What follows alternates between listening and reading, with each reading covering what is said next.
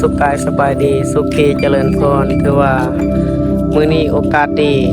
อยู่ที่วัดบ้านมิตรสัมพันธ์เมืองสนามไส่แขวงอัตตปือถือว่าทางคณะสงฆ์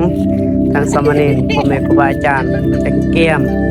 ลงอาบน้ำเซกองถือว่าผ่านไปได้เสียงภาคสำเร็จเสร็จสิ้นและสิพาทางสามเณรอาบน้ำและทางนักเรียนโมโสสนามไส้กับท่านใดเสียงและทางสามเณรนักเรียนลงบ้านมิตรสัมพันธ์คือว่า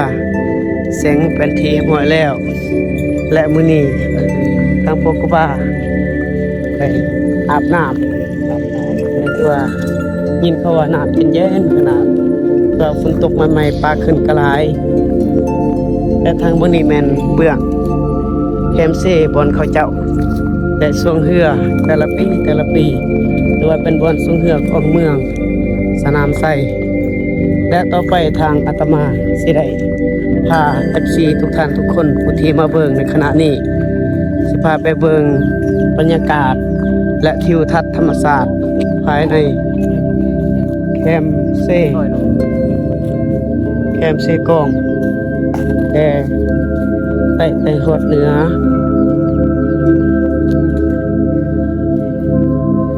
คือว่าบรรยากาศสะอาดสดชื่นฮะแม่นบ่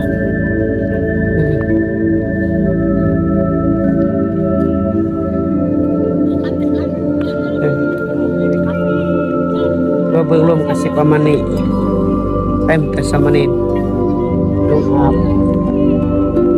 แต่สิมีพอมาไอ้สั่งมาดิงับสาวบ่มาเอากับไผ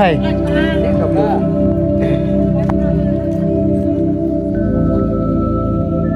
เปิดตู้เบิ่งฝนบ่นี่ถือว่าทางพ่อห่างแม่ไม้ก็มาเบิดอาบน้ำอาบในอีกหลายทางผู้แสบผู้สาวบ่าวสำนอดมาหลายมาเป็นครูอันนี้เป็นบรรยากาศอยู่เบื้องลมเด้อเบื้องใต้ของเซเมืองสนามไส้ผู้ใดรู้สึกว่าอากาศร้อนก็สามารถมาระบายมาอาบน้ำอยู่ทางนี้ได้คือว่าบนลงบนอาบถือว่าสะอาดหยุดงามและบ่มีบ่อนสิ่งเปื้อนต่อไปก็สีผ้า FC ทุกท่านทุกคนไปเบิ่งกันเลยและสิมีบ่อนคันใดลงอยู่บนใต้เด้อ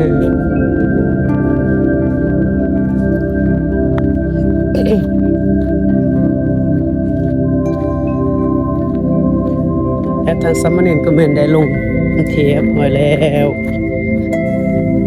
แม่นทางครูบาสิได้ลงต่อบนนี้แม่นเป็นบอน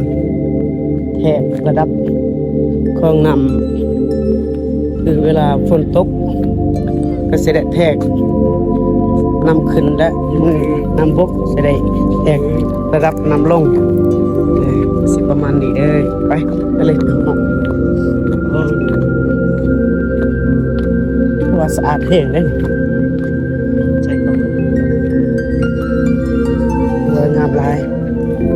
แล้วนี่เป็นบักเทิงให้ชีทุกท่านทุกคน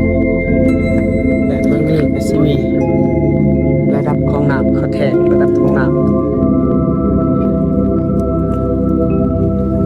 เป็นสิได้ลงไปเบิ่งเลยเพื่อทางสามเณรเป็นอาบกันทีแล้วคือสิยันแหงคือสิมวนเบิ่งจักหน่อยเป็นตะมวนได้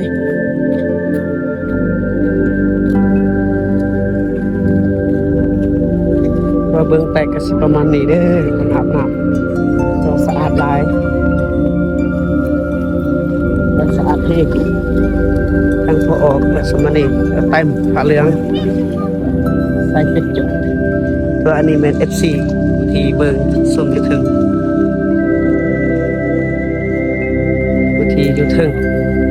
และอันนี้ถือว่าทางสามเณรได้อาบและลงอาบเป็นที่หมดแล้วตัวมวลเพลงสามเณรเนาะอันนี้ถือว่าข้ามทองใหญ่หลายจนอายข้ามทองบ่มีกว่าดิใช่ข้ามทองโอ้แต่กระดูกมึง นี้เป็นภาพแต่เบื้องใต้เด้อ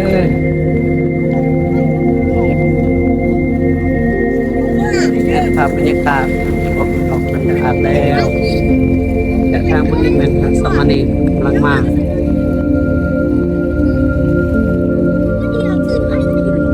บายจางอาบแล้ว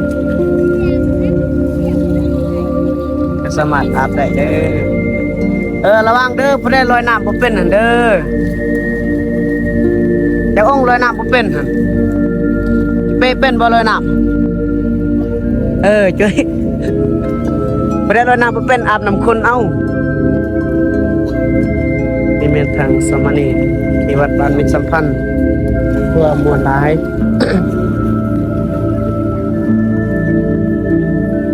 ทางสบายเอียงลงอาบด้วยกันอาบไว้จันบิด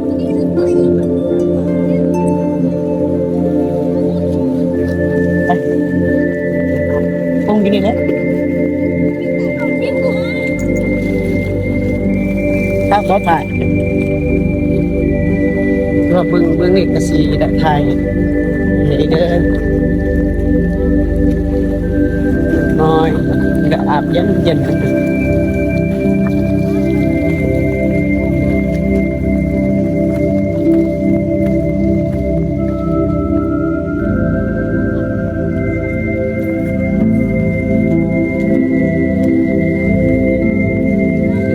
บรรยากาศบนอาบน้ำเลยลอยน้ำไหล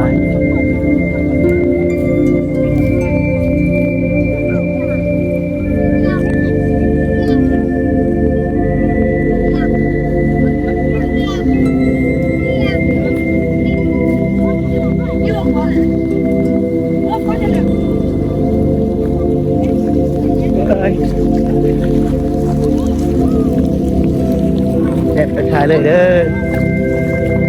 เจ้าลมในใต้เกล็ดเลยมื่นบ่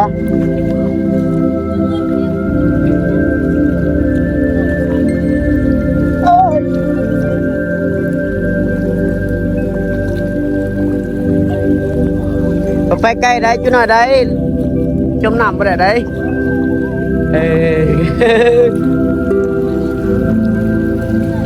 การทองไงหลายบ่อยไปไกลได้จั่วนั่นได้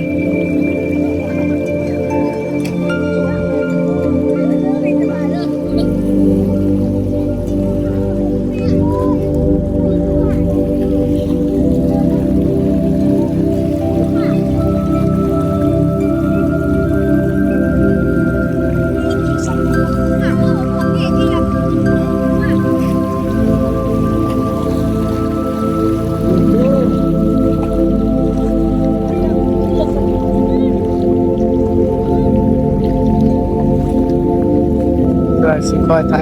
ยไอ้ญาติโยมที่ทุกทางทุกคนได้เบิ่งภาพบรรยากาศ